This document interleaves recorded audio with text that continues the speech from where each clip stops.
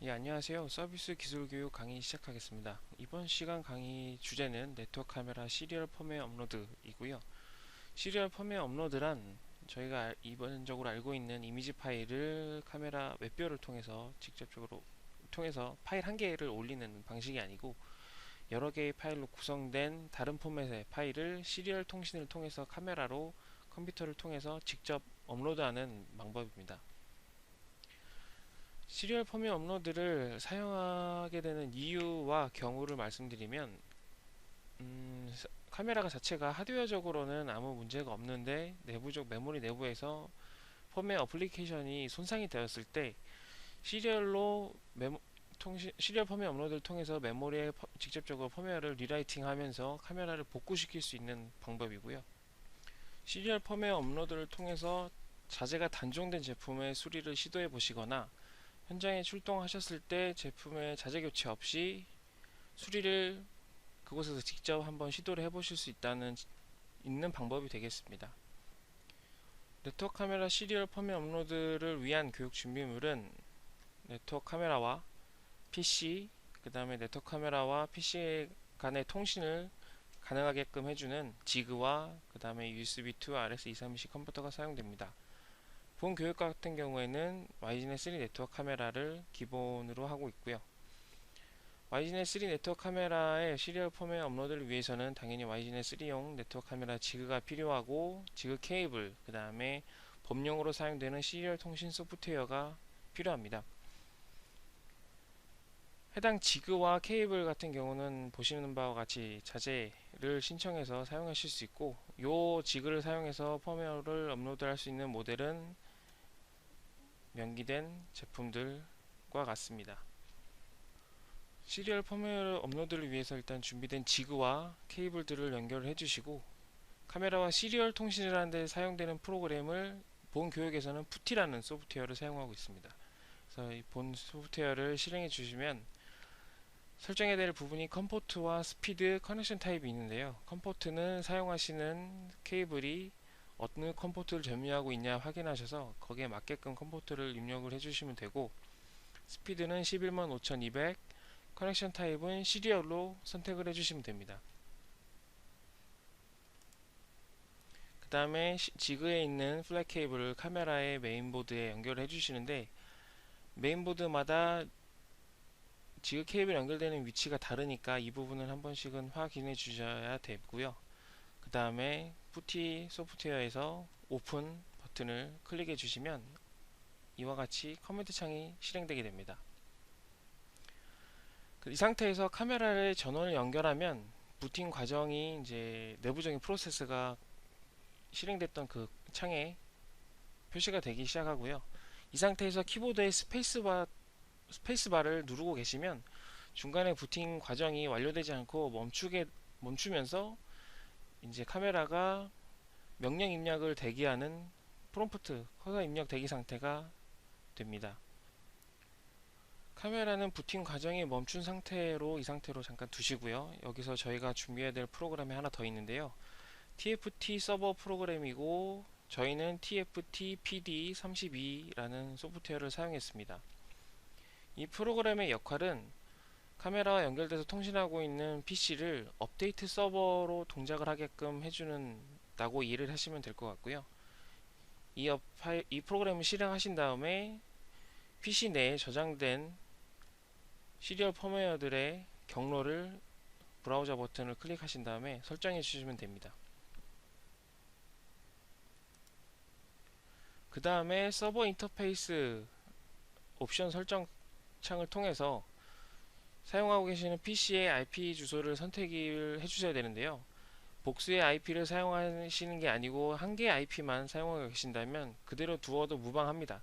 단, 이 IP 주소가 나중에 카메라 통신하는 데 있어서 같은 밴드에 있어야 하기 때문에 카메라와 같은 IP 밴드를 설정해야 되는 과정이 필요한데 그 과정은 지금 뒤에서 다시 한번 설명을 해드리도록 하겠습니다.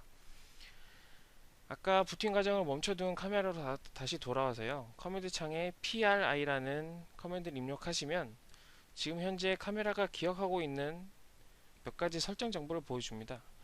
여기서 IP 어드레스는 지금 카메라가 가지고 있는 본인 카메라 자신의 IP 주소고, 서버 IP는 카메라가 요 IP 주소를 가지고 있는 서버와 통신을 하겠다라고 가지고 있는 거거든요.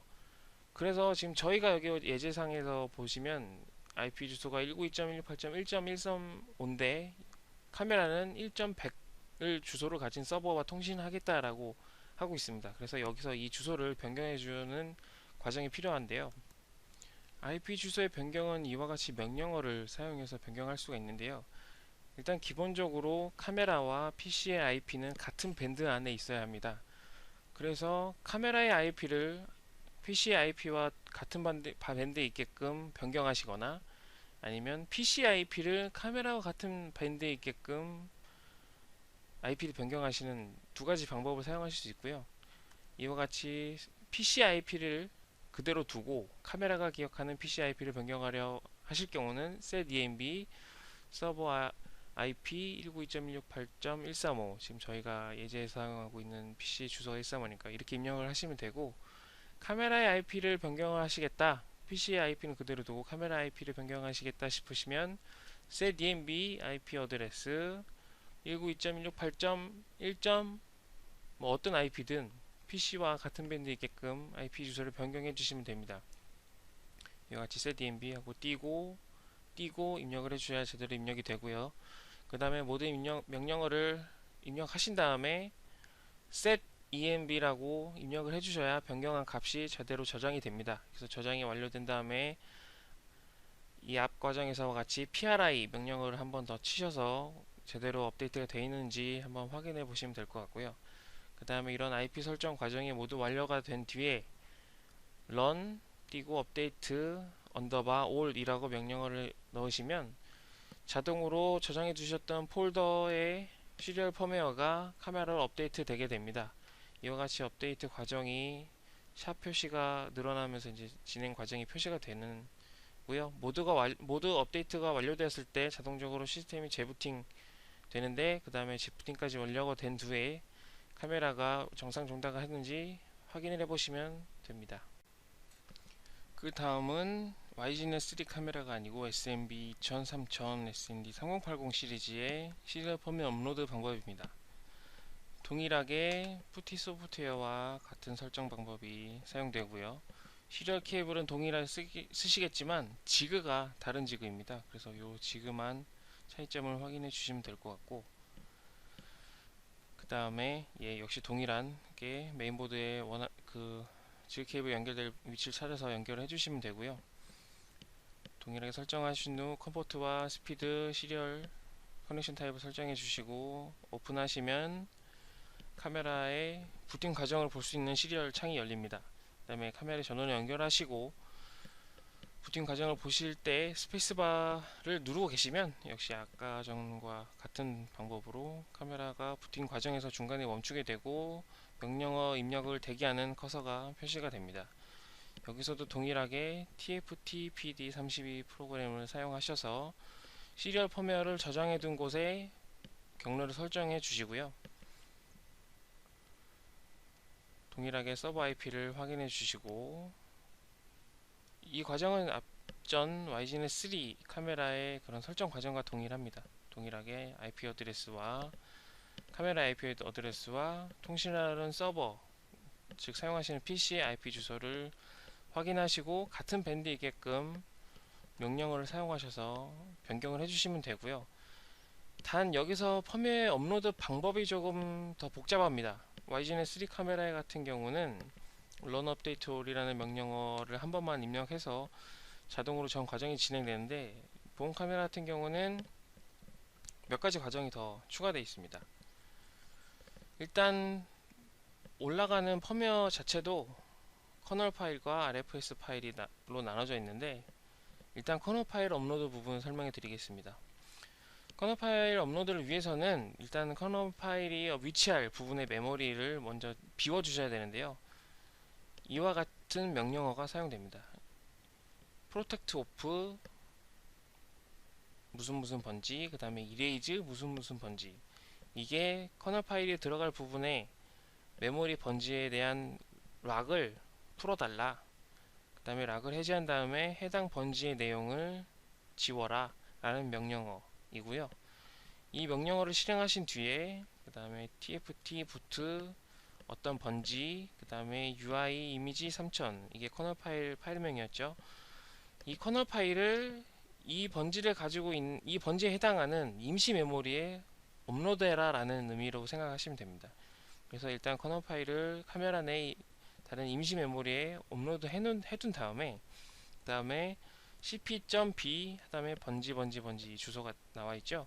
그 다음에 이 번지에 저장되어 있던 커널 파일, 임시 저장된 커널 파일을 이 해당 주소에 맞게끔 커널 파일이 위치할 원 위치에 복사를 해라 라는 의미로 생각하시면 됩니다. 그래서 메모리에 걸려있는 락을 일단 해제하시고 지워주신 다음에 커널 파일을 임시 메모리에 올리시고 그 다음에 임시 메모리에 저장된 커널 파일을 원 주소에다가 다시 복사를 하는 과정이라고 생각하시면 됩니다.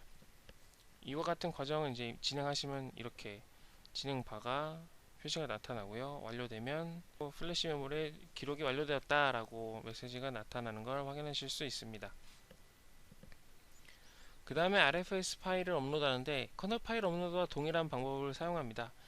일단 메모리를 해제하고 걸려있던 락을 해제하고 지운 다음에 RFS 파일을 업로드하는데 혹시 메모리 보호 해제 과정에서 이와 같은 타임아웃 에러 메시지가 날 경우에 당황하지 마시고요. 그냥 이 명령을 다시 한번 실행해 주시면 됩니다. 이 명령을 다시 한번 실행해 주시면 대부분 정상적으로 다시 진행이 돼서 완료가 되고요.